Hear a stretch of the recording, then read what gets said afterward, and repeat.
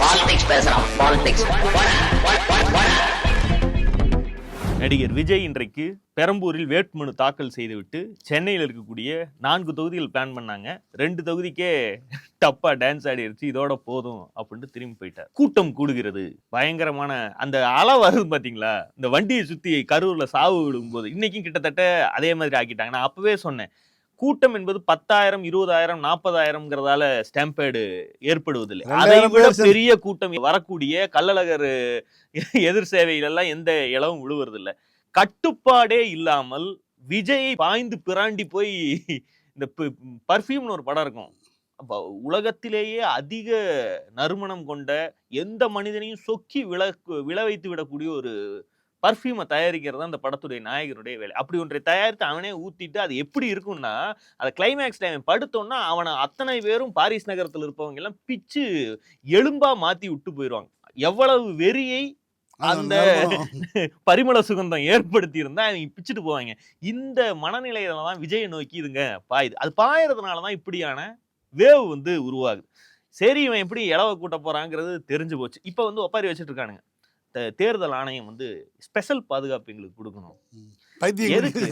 தனியா தமிழ்நாட்டில் இருக்கக்கூடிய அத்தனை கட்சிகளும் தேர்தல் பணிக்காக பிரச்சாரத்துக்கு இறங்கி இருக்கின்றன. எனக்கு மட்டும் ஸ்பெஷல் பாதுகாப்புனா இந்த தற்கொலைகளை பாதுகாக்கிறதுக்கு அல்ல, இந்த தற்கொலைகளிடமிருந்து என்ன பாதுகாத்து கொடுங்க, நான் ஊடு போகணும். எவ்வளவு சொகுசான வாழ்க்கையை விட்டு விட்டு வந்திருக்கேன் தெரியுமா, 22 கிலோமீட்டர் தாண்டி நான் மறுபடியும் பனையூருக்கு போகணும், அது வரைக்கும் என்னை காப்பாத்தி கொடுங்கன்னு ஒப்பாரி வச்சிருக்கேன். ஊடகங்கள் இதற்கு கொடுக்கக்கூடிய வெளிச்சம். இந்த வெளிச்சம் யாரை பதட்டப்படுதுன்னா, எடப்பாடி அண்ட் கோவை கண்கட்ட பிறகு சூரிய நமஸ்காரம் என்பதை போல இதைத்தானே நம்ம கரூர்ல நீ காப்பாத்துறதுக்கு உளுந்து புழுண்டு முட்டு கொடுத்தே, அதற்கு பிறகு கொடி தெரிஞ்சிருச்சு, ஒளி கொடுத்துட்டாங்க அப்படின்னு இன்னைக்கு இன்பதுரை வந்து சொல்லுகிறார். அதிமுகவுடைய வெற்றியை தடுப்பதற்காகவே தாவேகா உருவாக்கப்பட்டிருக்கிறது. தாவேகாங்கிறது nothing but B team of DMK. DMK Arivalayam தேனாம்பேட்டையில இருக்கு. தாவேகா அது மாநகர். தாவேகா பனையூர்ல இருக்கு, அது தேனாம்பேட்டையினுடைய புறநகர். திமுகவுக்கு எதிரான வாக்குகள் அதிமுகவுக்கு கிடைக்க கூடாது, அது முழுமையா போய் சேரக்கூடாதுன்னு நினைத்த அறிவாளிகளினுடைய செய்த ஏற்பாடுதான் தாவேகா என்கிற ஒரு கட்சி. யாரால்? திமுகவால். திமுகவுக்கு ஹெட் ஆபீஸ் தேனாம்பேட்டையில இருக்கு அறிவாலயம், இந்த பனையூர் வந்து புறநகர் ஆபீஸ். ஆகவே இது பி டீம். இவர்கள் வந்து ஆன்டி இன்கம்பன்சியை இரண்டாக பிளந்து போக வைத்து அதிமுக பாஜக கூட்டணிக்கு வர வேண்டிய வாக்குகளை திசை திருப்புவதற்காக திமுகவால் உருவாக்கப்பட்ட பி டீம் தான் விஜய். அவங்க வந்து உன்னை மதிக்கவே மாட்டாங்க. திமுகவுக்கும் எங்களுக்கு தான் போட்டிங்கிறாங்க. திமுக அவங்கள மதிக்க மாட்டேங்குது. நான் 7-8 மாசத்துக்கு முன்னாடி சொன்னேன், கடைசியாக அதிமுக இந்த இடத்துக்கு தான் வந்து தாவேகா விஜய் என்பது திமுக உடைய பி டீம் அப்படிங்கிற இடத்துக்கு தான் இவர்கள் வந்து நிற்பார்கள்.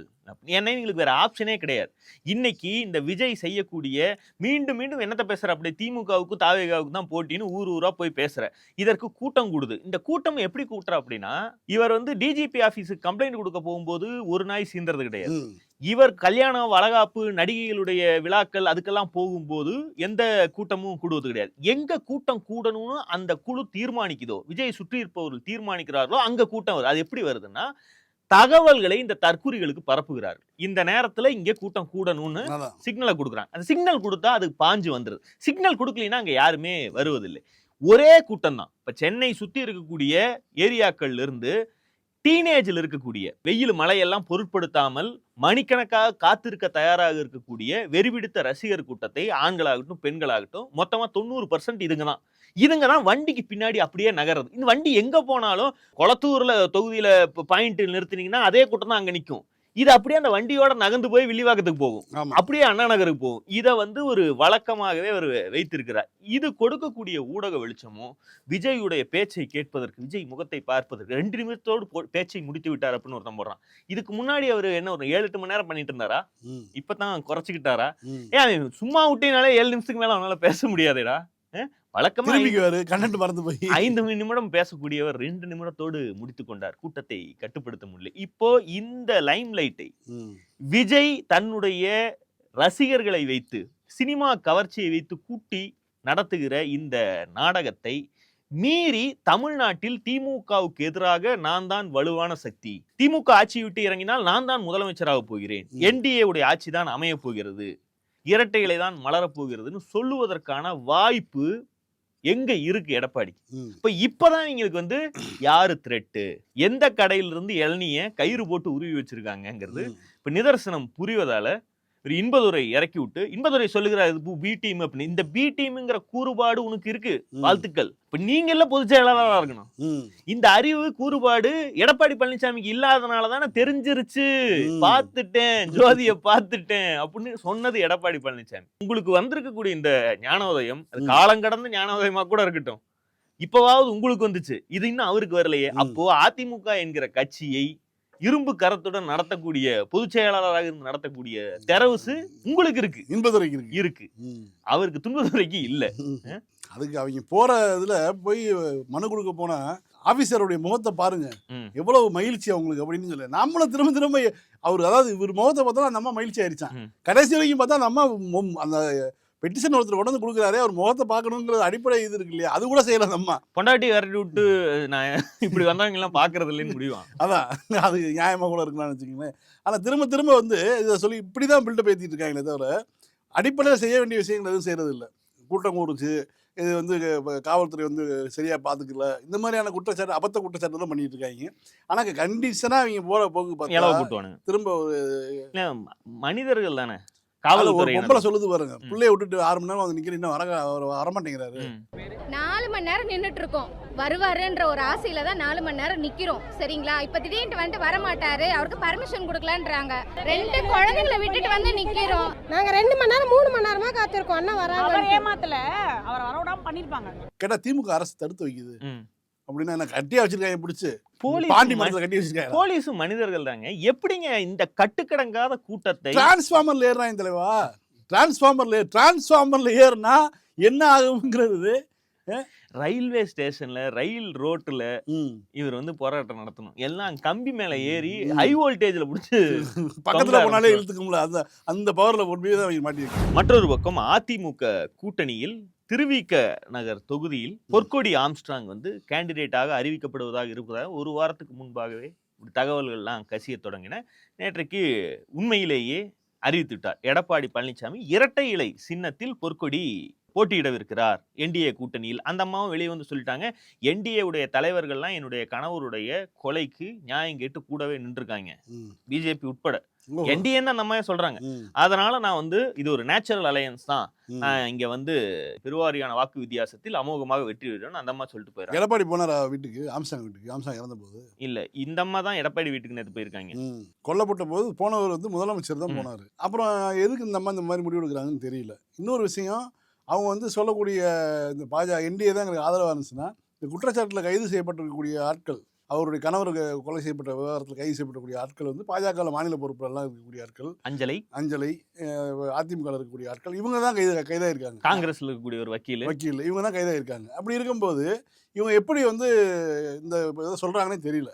எனக்கு ஒன்றும் புரியல, அந்த அம்மா எதுக்குங்க இந்த கூட்டணியில் சேர்ந்து என்ன சாதிக்க போகிறீர்கள்? திருவிக நகருக்கு எம்எல்ஏ ஆனா ஆம்ஸ்ட்ராங்குடைய மரணத்துக்கு நீதி கிடைத்து விடும். இல்லை, எம்எல்ஏவாக நின்று வென்றால் அது எப்படி நீதி கிடைக்கும் அப்படிங்கிறது அவங்களுக்கு தான் வெளிச்சம். அது அந்த அம்மாவுடைய அரசியல் பாதையை பார்த்துக்கிறாங்க. இந்த இவருடைய மரணம் ஒரு பக்கம் அரசியல் ரீதியாக அதனால் பலனடையக்கூடிய தரப்புகள்னு அந்த கட்சியே ஒன்று இருக்கு, அதுல இருந்து பிரிச்சுட்டு வந்து அவங்க இவங்களை ஏமாத்திட்டாங்கன்னு சொல்லி அதாவது பகுஜன் சமாஜ் கட்சி அப்படியே தான் இருக்கு. இது தமிழ் மாநில பகுஜன் சமாஜ் இந்த அம்மா ஒண்ணு ஆரம்பிச்சிருக்காங்க. அதுபோக அவர் விட்டுட்டு போன தொழில்கள்லாம் யார் யார் கையில போயிருக்குன்னு இதனால் பலனடைந்தவர்கள் யாருன்னு பார்த்தா தான் உண்மையில உங்களுக்கு நீதி கிடைக்கும்.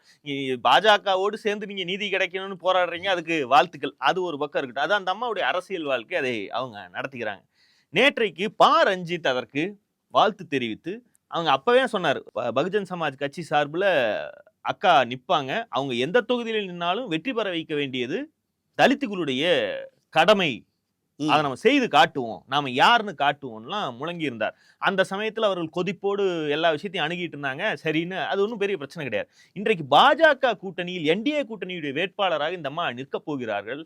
இவர் வந்து வழக்கம் போல ரைட்டப்புகளை போட்டு, இது ஏன் தேவை தெரியுமா, இந்த நீதி கிடைப்பதற்கு இந்த பாஜக கூட்டணியை ஆதரிக்க வேண்டும், இந்த வேட்பாளரை, பாஜக கூட்டணி இல்ல, பாஜக கூட்டணியுடைய வேட்பாளர் பொற்கொடி ஆம்ஸ்ட்ராங், இவரை வெற்றி பெற வைப்போம், ஆதரவு தெரிவிப்போம், வாழ்த்துக்கள் அப்படின்னு சொல்றாரு.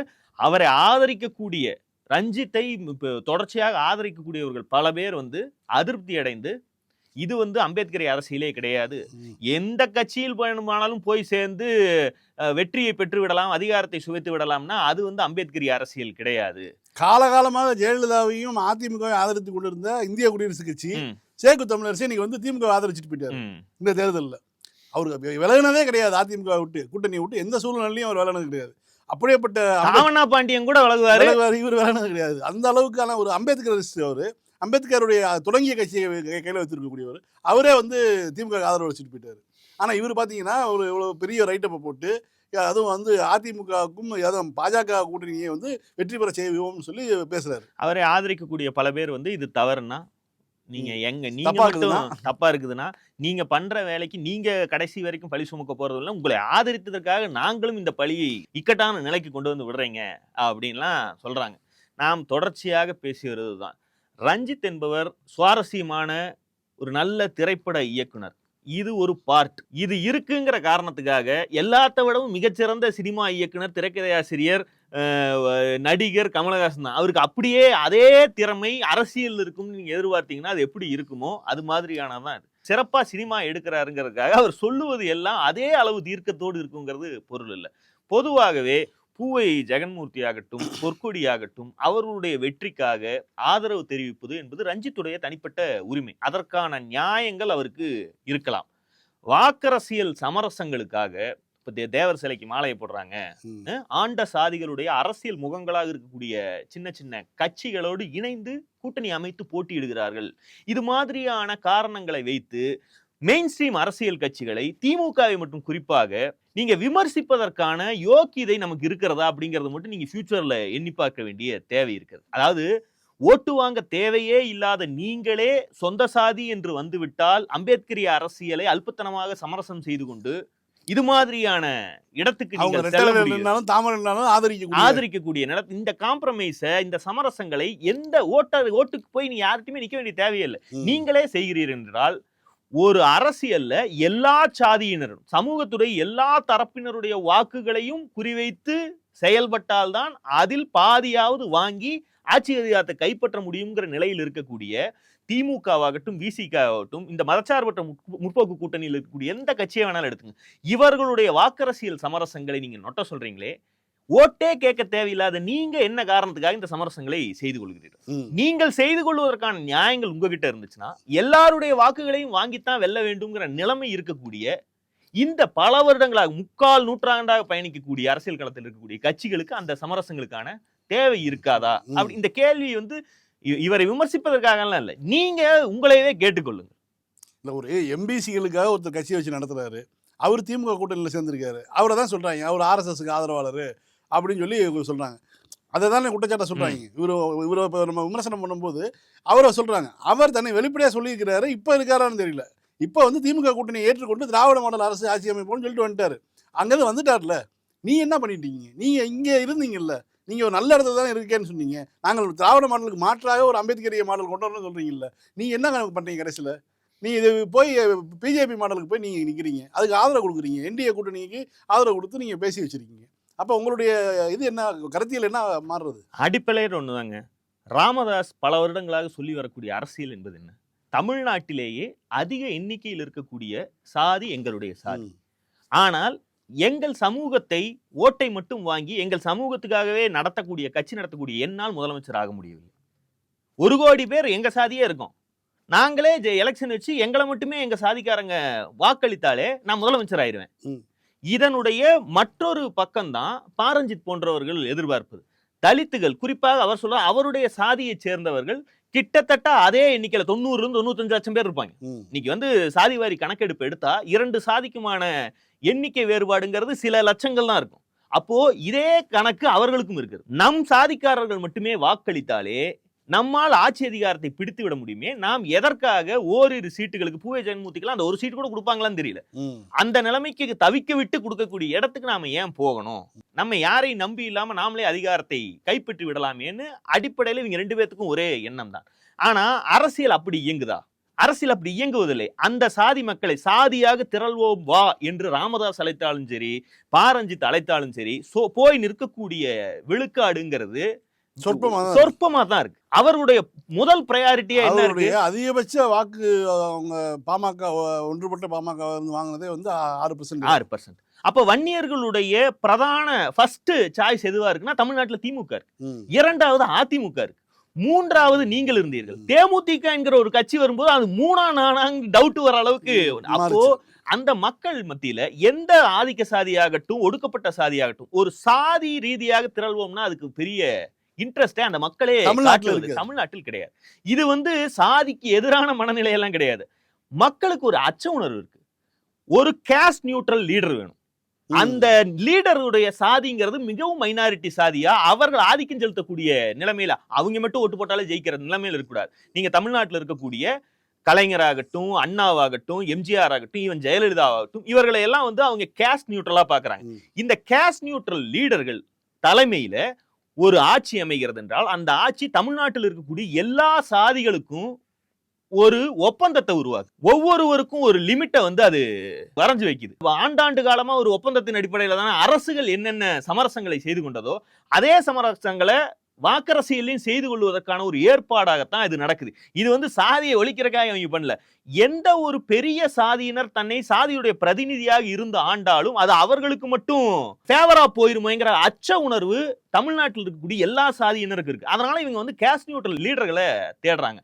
அப்படியான கட்சிகள் தங்களை ஆள வேண்டும்னு விரும்புறாங்க. இதுதான் நிதர்சனம். இந்த நிதர்சனம் ஒரு கட்டத்தில் அவருக்கு புரியும் போதுதான் ரஞ்சித் போன்றவர்கள் என்ன நினைக்கிறாங்கன்னா எல்லா கட்சிகளிலும் எல்லா தரப்புகளிலும் பிஜேபியிலும் நம்மளால ஒருத்தர் ஜெயிக்கணும். இன்னும் கொஞ்ச நாள் போச்சுன்னா எல்முருகனுடைய வெற்றிகளுக்கு அவர் கொண்டாடுவார். அதெல்லாம் ஒன்றும் பெரிய தப்பு ஒன்றும் கிடையாது. அது அவருடைய அரசியல் நாணயத்தின் அடிப்படையில் அவர் கற்றுக்கொண்ட அரசியல் அடிப்படையில் அவர் அதை செஞ்சுட்டு போட்டோம். இவர் உயிரோட இருந்த காலத்தில் இவர் சொல்றாரு பார்த்தீங்களா, பூவை ஜெகன்மூர்த்தியுடைய அண்ணன் அவரும் இப்படித்தான் அதிமுகவுடைய ஒரு தொங்கு சதையாகத்தான் இருந்து வந்தார் வைங்க. அதையெல்லாம் அவர் ஆதரிக்கிறதெல்லாம் ஒரு பிரச்சனையே இல்லை. ஆனால் இந்த சமரசங்கள் உங்களுக்கு இருப்பதை போலவே எல்லா கட்சிகளுக்கும் இருக்கு. அதை தான் நீங்க நினைச்சு பார்க்க மாட்டேங்கிறீங்க. கொஞ்ச நாளைக்கு முன்னாடி கேரளால போயிட்டு ஒரு லிட்டரரி ஃபெஸ்டிவல்ல போய் இதே மாதிரி பேசியிருந்தேன். அப்பவே அதை பேசணும்னு நினைச்சேன். இத்தனை வெற்றிகளுக்கு பிறகும் சாதி இந்துக்களுக்கு மொன்னையான படம் எடுக்கும் இயக்குனர்களுக்கு இல்லாத பதட்டத்தை இந்த சமூகம் எனக்கு தருகிறது, என் மீது அது சுமத்துகிறது. இதை எதிர்கொள்வதற்கு இன்னைக்கும் நான் நடுங்குகிறேன். டவுசர் போட்டுட்டு கிரவுண்ட்ல விளையாண்ட காலத்திலிருந்து இந்த பதட்டம் என்னை துரத்தி கொண்டு வருகிறது அப்படிங்கிறார். உண்மையில் அது ரொம்ப கஷ்டமான இடம். எல்லா தலித்துகளும் வாழ்நாள் முழுக்க அனுபவிக்கக்கூடிய வழி அது. எவ்வளவு வெற்றி பெற்றாலும் தமிழ்நாட்டுடைய முதலமைச்சராகவே இருந்த 5 முறை முதலமைச்சராக இருந்த கலைஞரை 5 முறை முதலமைச்சரானதுக்கு பிறகு தான் வளர்த்தெடுத்த ஒரு தலைவரே வந்து அதை சொல்லி சாதி ரீதியாக இழிவுபடுத்தக்கூடிய ஒரு நிலைமை தான் சொசைட்டியில் இருக்கு. அப்படி இருக்கும்போது அவர் எம்பிசி, அதை விட சமூகத்தில் எல்லா விதத்திலும் ஒடுக்கப்படக்கூடிய நிலையில் இருக்கக்கூடிய தலித்துகளுக்கு இன்னும் அது கூடுதலாகத்தான் இருக்கும். வெற்றி பெற்ற பிறகும் இது என்னை துரத்துகிறதுன்னு அவர் சொல்லுகிறது இந்த வலிமிகுந்த ஒரு இடம். அப்போ தமிழ்நாட்டில் தமிழ் சமூகத்தில் பாரஞ்சித்துடைய இடம் என்பது என்ன? அவர் வந்து தமிழின் இன்றைய இயக்குனர்களில் ஒரு முக்கியமான ஆள். அவருடைய சப்ஜெக்டுகள் வந்து ஃபர்ஸ்ட் ஆஃப் இட்ஸ் கைண்டுமாங்கல்ல, அவர் மாதிரி அவர் தொடக்கூடிய சப்ஜெக்டுகளை அதற்கு முன்பு அந்த அளவுக்கு மெச்சூரிட்டியோடு இதற்கு முன்பு யாரும் தொட்டதில்லை தமிழ்நாட்டு சினிமாவில்.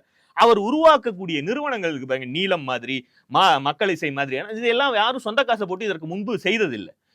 மற்ற தலித் இளம் இயக்குனர்களை இவர் வளர்ந்து கொண்டிருக்கக்கூடிய காலத்திலேயே அவர்களுக்கு வாய்ப்பு கொடுத்து அவர்களையும் ஒரு இயக்குனர்களாக்கி இருக்கார். இதையெல்லாம் இதற்கு முன்பு யாரும் செய்தது கிடையாது. இத்தனையும் உள்ள ஒரு வெற்றிகரமான சினிமாக்காரர் ஏன் பதறுகிறார்? எது அவரை பதட்டப்படுத்து? யார் இப்ப அவரை என்ன சொன்னாங்க? கடந்த 10 வருடத்துல பாத்தீங்கன்னா எந்த கேள்விகள் அவரை இந்த பதட்டத்துக்கு உள்ளாக்கி இருக்கிறதுன்னு பார்த்தா, வெற்றிகரமான எல்லா தலித்துகளுக்கும் இந்த பதட்டம் உண்டா? கிடையாது. சினிமாவிலும் சினிமாவுக்கு வெளியிலும் பேசும் அரசியல் விமர்சனத்துக்கு உள்ளாக்கப்படுவது என்பது பாரஞ்சித்துக்கு தான் நடக்குது. அரசியல்ல அம்பேத்கர் தான் இவருக்கு ஐகான். இது மாதிரி அத்தனை பேருக்குமே அவர் தான் ஐகான் வைங்க. அவர் வாழ்ந்த காலத்தில் இதைவிட கொடூரமான ஒடுக்குமுறைகள்லாம் இருந்திருக்கும். அதையெல்லாம் மீறிதான் அவர் எழுந்து வந்திருப்பார். அவருக்கும் இந்த பதட்டம் இருந்திருக்குமானா இருந்திருக்கும். ஆனால் அவர் இதை போல அதை எதிர்கொண்டு இருக்க மாட்டார். காரணம், தான் என்ன செய்கிறோம் பேசுகிறோம்ங்கிறத பத்தினி தீர்மானமான கருத்துக்கள் அவருக்கு உண்டு. அம்பேத்கருக்கு மட்டுமல்ல, அம்பேத்கரிய பாதையில் ஓரளவுக்கு மெச்சூர்டான யாருக்குமே இந்த தெளிவு இருக்கும். இப்ப நீங்க ஆராசா அண்ணனையோ திருமாவளவன் அண்ணனையோ நீங்க எடுத்துக்கோங்க. அவங்க பேசக்கூடிய டோன் இருக்குல்ல, நான் என்ன பேசுறேன்னு நான் தெரிஞ்சுதான் பேசுறேன். நான் பேசுறத திருச்சி பேசினேன்னா அவங்க பதட்டமாய் கடுப்பாய் திட்டுவாங்களே தவிர மற்றபடி அவர்கள் பேசுவது நான் இன்ன பேசுகிறேன், இது இன்ன விதமாக புரிந்து கொள்ளப்படும், இதற்கு இன்ன பொருள் இருக்கிறது, இன்னும் ரியாக்ஷன் வரும் அப்படிங்கிற அத்தனையுமே அவர்களுக்கு தெரியும். அந்த தன்னம்பிக்கை அரசியல்ல முக்கியம். இளையராஜாவை எடுத்துக்கங்க, அவர் அரசியல்வாதி கிடையாது, ஆனால் அவர் ஒரு இசை ஞானி. அது தரக்கூடிய தன்னம்பிக்கையை உலக விஷயங்கள்ல எல்லாம் அவருக்கு அதே தன்னம்பிக்கையோட அதை பத்தி கருத்து சொல்வதற்கான தைரியத்தை அவரே நீங்க எங்கேயுமே பதறுவதை நீங்க பார்க்க முடியாது. பாரஞ்சித்துடைய பிரச்சனை அவர் தனக்கே முழுமையாக தெரியாத, தனக்கே கன்வின்ஸ் ஆகாத ஒரு அடையாள அரசியலை சில நேம் டிராப்பிங் மட்டும் பண்ணி பல சமயங்களில் அடித்து விட்டு சென்று விடுகிறார்.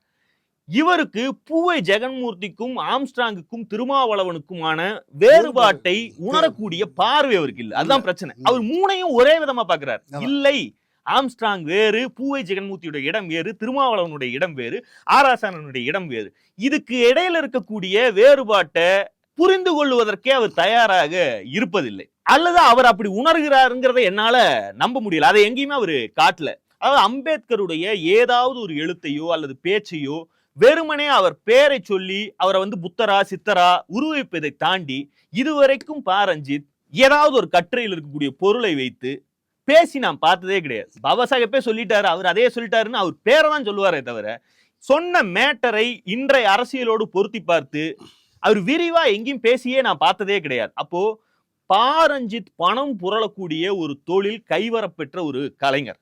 அவரை சுற்றி இந்த பொருளாதாரத்துக்காகவே சூழக்கூடிய ஒரு நட்பு வட்டம் ஒன்று உருவாகிறது. அது இவரை உசுப்பேற்றி அம்பேத்கரியம் என்பதே ஒரு குறுங்குழுவாதம் என்பதாக இவரை வழிநடத்த தொடங்குது. இதனுடைய எதிர்வினைகளை தான் பாரஞ்சித் எதிர்கொள்ள உசுப்பேத்திரவன் எல்லாம் கமுக்கமா போயிடுறான். இந்த மாதிரியான வாதங்களுக்கு நீங்க பதில் சொல்ல வேண்டும் என்கிற தேவை வரும்போது என்ன மட்டும் பதில் சொல்றாங்க. நான் ஏன் பதில் சொல்லணும்?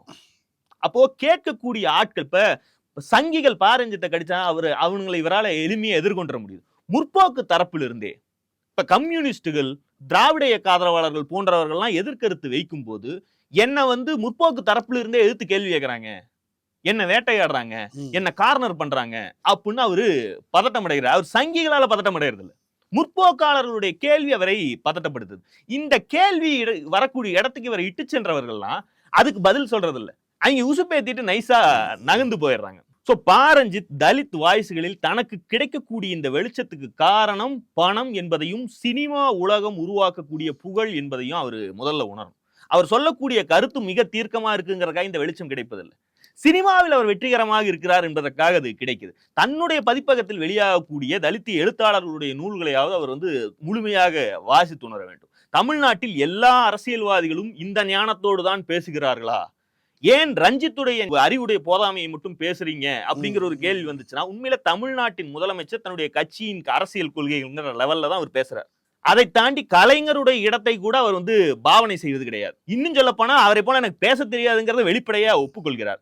எடப்பாடிக்கு அந்த கட்சிக்கு அதெல்லாம் தேவையே கிடையாது. விஜய்க்கு போட்டோ வச்சு ரோஜா பூ இதழை தூவினாலே போதுமானதாகுது. சீமான் பேசுவதுங்கிறது வாட்ஸ்அப் புழுது. ஆனால் திருமாவளவன், ஆராசா இவர்கள் கருத்தரங்குகள் பேசக்கூடிய விதத்தை வைத்துதான் அவர்களுக்கு அந்த இன்டெலெக்சுவல் பிம்பம் என்பது உருவாகுது. மாரி உள்ளிட்ட பலர் சினிமாவில் மட்டும் அரசியலை பேசுகிறார்கள். அவங்க வெளியே பதிலளிக்க தேவையே எழுவது கிடையாது. ரஞ்சித் தான் அறிவு தளத்தில் தன்னை முன்வைக்கும் போது ஏதோ ஒரு இடத்துல சிக்கிக்கொள்ளக்கூடிய இக்கட்டான நிலைமை ஏற்படுது. இன்னொன்னு, தமிழ்நாடு, கேரளா, இந்தியா என எல்லா பக்கமும் சாதி பார்த்து தான் அரசியல் நடக்கிறது. சாதி இந்துக்கள் தான் அதிகார படிநிலையில எழுந்து வர முடிகிறது. நிலம், பணம், கல்வி, அதிகாரத்துடைய போட்டியில போய் பொருதுவதுங்கிறதான் அதுக்கான வரிசை. இப்ப வரைக்கும் பார்ப்பனர்களை இடைநிலை சாதி சொல்லக்கூடிய பண்ணையார் என்று சொல்லக்கூடிய இடைநிலை சாதி சூத்திரர்களால் எல்லாத்த இடத்துலயும் வெல்ல முடியல. ஒரு சில வாக்கு, உனக்கும் ஒரு வாக்கு எனக்கும் ஒரு வாக்குங்கிற இடத்துல மட்டும்தான் அவனை நீங்க டாமினேட் வைக்க முடியாது. தவிர ஜட்ஜ் ஆக முடியுதா, ஆடிட்டர் ஆக முடியுதா? இன்னும் இந்த இடைநிலை சாதியினரால் 100 வருடங்கள் ஆகும், குறைந்தது 30-40 வருடங்களுக்கு மேல் இடஒதுக்கீட்டு 69% வைத்தும் கூட எல்லா இடத்துலயும் போய் அவங்கள ரீப்ளேஸ் பண்ண முடியல. அப்போ சண்டை இன்னும் அங்கே நடந்து கொண்டிருக்கிறது. மேல அந்த சண்டை நடக்கிறது, கீழே சமமான போட்டிக்கு கல்வி வேலை வாய்ப்புகள் எல்லாருக்கும் திறந்து விடப்படுகிறது. இது இன்னும் வேகமாக தொடர்ந்தாலும் டைல்யூஷன் என்பது நடப்பதற்கு நூற்றாண்டுகள் ஆகும். இந்த அறியாமை, இதை புரிந்து கொள்ளாமல் மந்திரத்தில் மாங்காய் காய்க்கணுங்கிற அரசியலை பேசினால் அது கிட்டத்தட்ட ஃப்ரஸ்ட்ரேஷனை கொடுக்குது. அந்த ஃப்ரஸ்ட்ரேஷன்ல இவங்க வந்து யாரை கடிக்கிறதுன்னு தெரியாம கேள்வி கேட்பவர்களை எல்லாம் கடிக்க தொடங்கிறார்.